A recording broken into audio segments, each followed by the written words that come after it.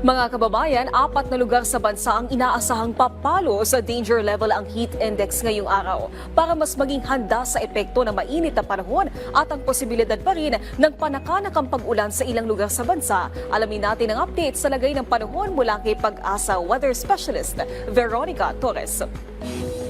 Magandang araw po sa inyo, pati na rin sa ating mga taga-subaybay sa PTV4. Ngayong araw, asahan natin ng easterly sa magdadala ng maulap na papawirin at makalat-kalat na pag-ulan, pagkidlat pagkulog sa Davao Oriental, Davao del Sur, Sarangani, Basilan, Sulu at Tawi-Tawi. Mas magandang panahon sa Metro Manila at nilalabing bahagi ng bansa kung saan may mga tsansa lamang tayo ng mga localized thunderstorms. Kahit mas magandang panahon sa Metro Manila and the rest of the country, kailangan pa rin mag-ingat dahil posible pa rin yung mainit at maalinsangang panahon.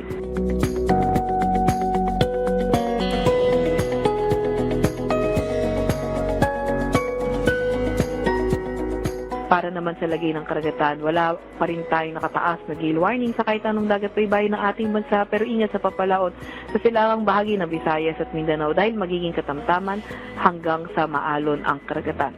Wala naman tayo monitor na low pressure area or bagyo sa loob or malapit sa ating Philippine Area of Responsibility. Ngayong araw nga, ang pinakamataas na heat index na ating forecast ay around 43 degrees Celsius. Ito ay sa Legazpi City, Albay.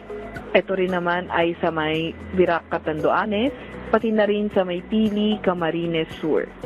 Heat index naman na inaasahan natin ngayon sa Metro Manila ay 39 degrees Celsius.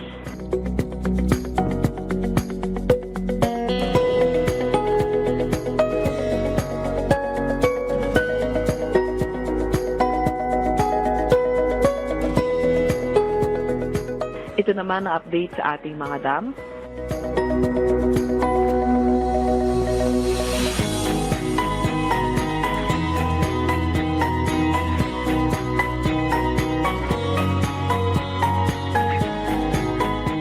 At yan nga muna ang pinakahuli sa lagay ng ating panahon mula sa Weather Forecasting Center ng Pag-asa, Veronica Torres.